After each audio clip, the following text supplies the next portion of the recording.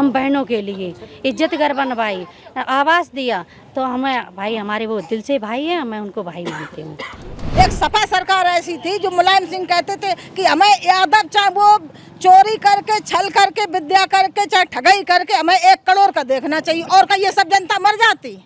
मैं जुराई मोहल्ला में वोट मांगने, जौराई मोहल्ले में गांव में वोट मांगने गई, मेरे पत्रक छीन के फाड़ दिए गए। बताओ अभी उनकी गुंडागर्दी है। कि आज के डेट में इतने युवा यहाँ पे खड़े हुए हैं, कोई एक भी बदतमीजी करके दिखाए महिला से, 1 मिनट नहीं लगेगा, अंदर हो जाएगा। उस समय हर एक महिला पीड़ित थी, रो रही नहीं, सब बच्चे हैं, गलती हो गई। अब क्या होता है, गलती होगी तो बुलडोजर चलेगा बाबा जी के राज्य में। Very good. कैसे दिखेगा राष्ट्रवाद?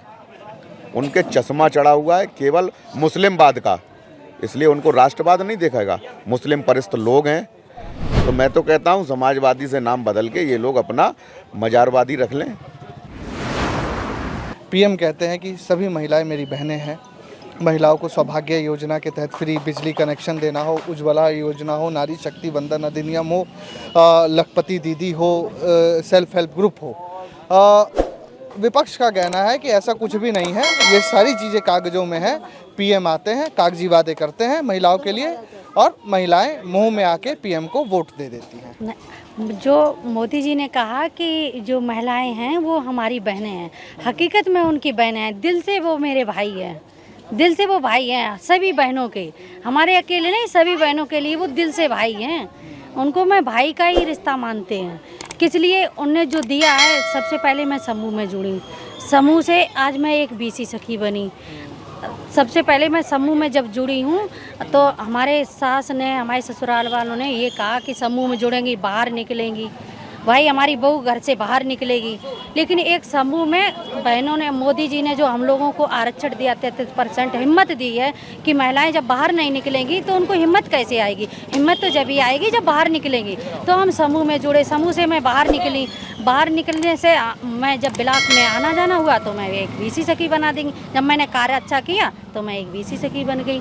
और फिर मुझे गैस का कनेक्शन भी जब मैं वहाँ ब्लॉक में आना जाना हुआ तो गैस का वहाँ पता चला कि यहाँ गैस का कनेक्शन मिल रहा है, तो मैंने अपना फार्म ऑनलाइन किया तो मुझे गैस का कनेक्शन भी मिल गया।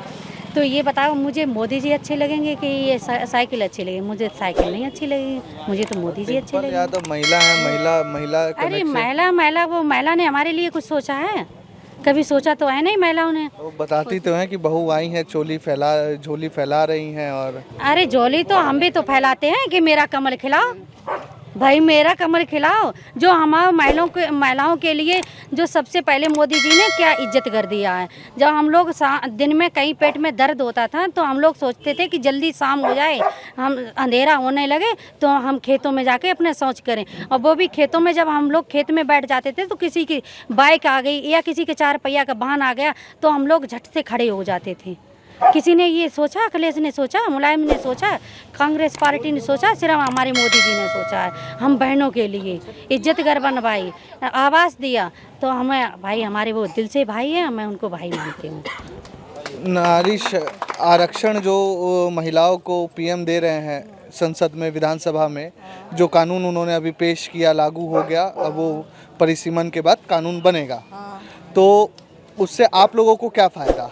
आम महिलाओं को क्या फायदा? क्यों फायदा नहीं है? जब बताओ गैस सिलेंडर, क्योंकि मुलायम सिंह यादव जब एक बात पूरी कर लूँ, जब सांसद थे और कांग्रेस ये बिल लेके आई थी तो उन्होंने कहा था कि सिर्फ पर कटी महिलाओं को इससे फायदा होगा। नहीं, अब आगे बात पूरी कीजिए। ऐसा क्यों?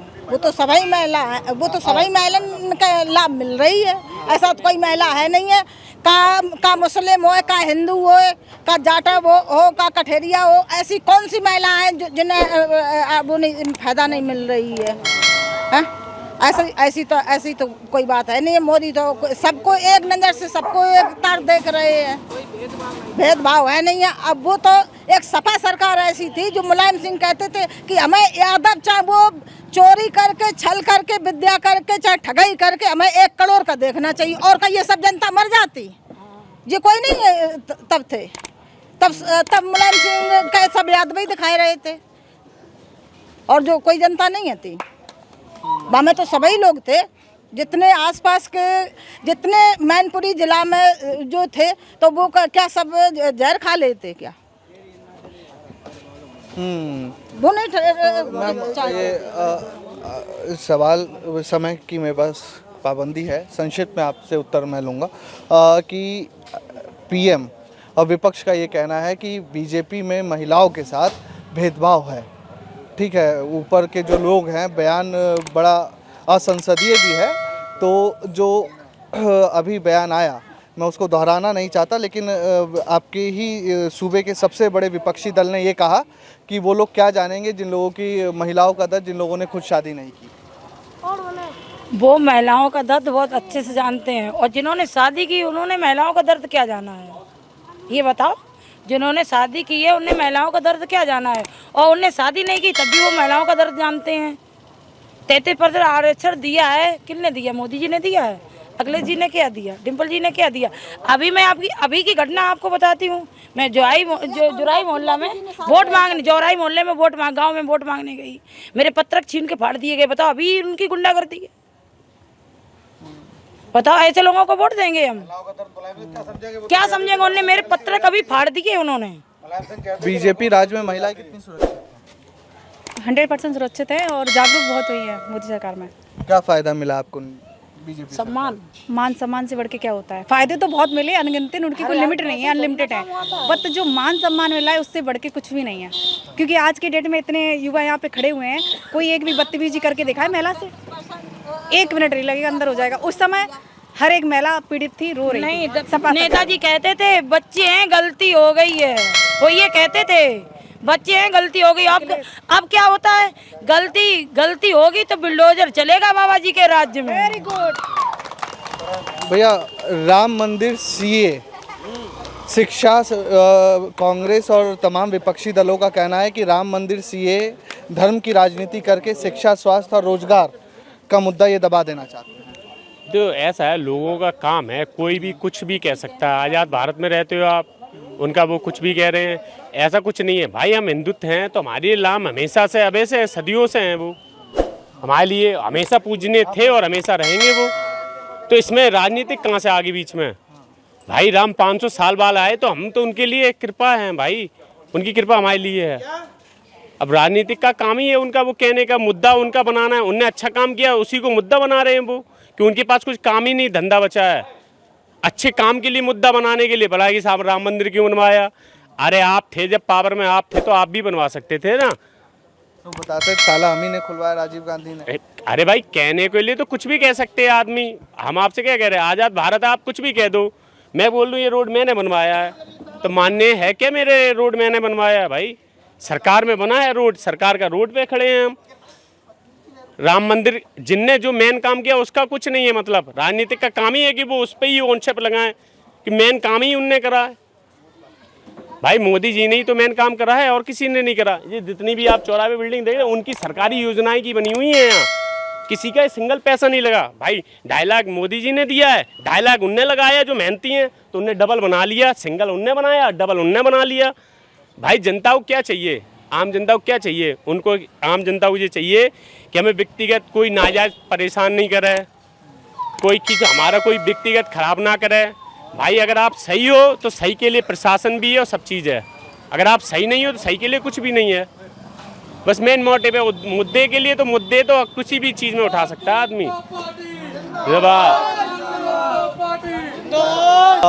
एक एक करके कि आप ये बताएं अहम मुद्दा क्या है? शिक्षा, स्वास्थ्य, राम मंदिर या सीए? कि किस तरह से देश का विकास हो। आज जनता सिर्फ देश का विकास देख रही है, और विकास का पैमाना केवल रोड बनवाना नहीं, विकास का पैमाना केवल बिल्डिंग बनवाना नहीं, विकास का पैमाना ये कि राष्ट्रवाद भी आगे बढ़े, हमारी सनातन संस्कृति भी आगे बढ़े, और आम नागरिक जो है वो अपने आप को सुरक्षित महसूस करे, उसको योजनाओं का प्रॉपर लाभ हो, देश में घोटाले न हो जिससे कि देश का पैसा बर्बाद न हो, और हमारा देश का मान सम्मान जो विदेशों में बढ़ रहा है, यही तो विकास है, यही जनता चाहती है, यही अंतिम सोच। राष्ट्रवाद और विकास की ऐसी समानांतर गाड़ी आप लोग चला रहे हैं कि विपक्ष के सारे मुद्दे धराशायी हो गए और जमीन पर कुछ उतर नहीं ना राष्ट्रवाद उतर रहा है ना विकास उतर रहा है। कैसे दिखेगा राष्ट्रवाद? उनके चश्मा चढ़ा हुआ है केवल मुस्लिमवाद का, इसलिए उनको राष्ट्रवाद नहीं दिखेगा। मुस्लिम परिस्थ लोग हैं, समाजवादी पार्टी के लोग जय श्री कृष्णा और राधे राधे का स्लोगन बोलते हैं, लेकिन अगर मैं कहता हूं मैं समाजवादी पार्टी ज्वाइन कर लूंगा, आप कृष्ण जन्मभूमि के लिए आंदोलन करें, कोई सिंगल व्यक्ति समाजवादी पार्टी के छोटे से लेके राष्ट्रीय अध्यक्ष तक आवाज नहीं उठा सकते और कहते ये हैं कि मैं कृष्ण वंशज हूं। कैसे कृष्ण वंशज हैं कि वहाँ चादर डाली जाती है मजार पे और आप कहते हैं मैं कृष्ण वंशज हूँ। तो मैं तो कहता हूँ समाजवादी से नाम बदल के ये लोग अपना मजारवादी रख लें तो ज़्यादा बेहतर है। कितने अल्पसंख्यक हैं जिनको कॉलोनी नहीं मिली, कि राशन नहीं मिलता, सबसे ज़्यादा उन्हीं को मिलता है, बहुसंख्यकों को कहाँ मिलता है ये बताओ पहले मुझे। आप चार्ट उठा के देखिए, जितने BPL कार्ड हैं सबसे ज़्यादा अल्पसंख्यकों की तो होते हैं, जो बहुसंख्यक उनके तो है नहीं। इसमें कहाँ है? अब ये दुष्प्रचार कर रहे हैं, कैसे कर रहे हैं कि यार बरगला रहे हैं पब्लिक को, ये चीज़ गलत है। अगर आपको जानना है संरक्षा सुरक्षा, ठेले वालों से पूछो जाके, जब सपा सरकार रहती थी सुबह से शाम तक कमाते थे और कुछ विशेष जाति के लोग आते थे, 2 किलो केले उठा लिए, 2 किलो सेब उठा लिए, उसकी तो पूरे दिन की वही कमाई होती थी। वो 2 किलो सेब 2 किलो केला, पूरे दिन में अगर वो 50 किलो बेचेगा तो 2 किलो सेब 2 किलो केला वही कमाई होती थी। और आप कह रहे हैं कि मतलब यहाँ जो विपक्ष जो कह रहा है, क्या कहना है उनका बताइए आप मुझे। रिक्शे वाले तो पूछिए, रिक्शे पे बैठेंगे, पैसे नहीं देते थे, पैसे मांगे रिक्शे वाले, गरीब ने तो उसके लाते मारी, थप्पड़ मारे, पैसे मांगेगा। ये सब बंद है कि नहीं है? किसी बहन बेटी से पूछिए कि रात को तुम्हें जाना जाओगी, अरे क्यों नहीं जाएंगी, योगी मोदी सरकार है। और उस समय अरे अपना संजा होगी 5 बज गए, अब कल जाइए घर है, ये माहौल था यहाँ पर। लेकिन आप अभी किसी से पूछो, रात के 12 बजे भी मैनपुरी यदि छोटी शहर में भी लड़कियां औरतें घूमने को मिल जाएंगी। 80 की 80 सीटें पूरी उत्तर प्रदेश में आ रही हैं। अब यूपी में 80 की 80 रहेंगी। गढ़ तो इनका रामपुर भी था, आजमगढ़ भी गढ़ था, बदायूं भी गढ़ था, अब मैनपुरी भी गढ़ है। इस बार मैनपुरी गढ़ इनका ढल जाएगा। आप सभी मेहमानों का जुड़ने के लिए बहुत बहुत धन्यवाद। और ये हमने एक आपको रिपोर्ट दिखाने की कोशिश करी कि किस तरीके से संगठन के स्तर पर काम हो रहा है और जनता के मन में क्या चल रहा है। कैमरामैन अंकित के साथ मैं राकेश मोहन सिंह।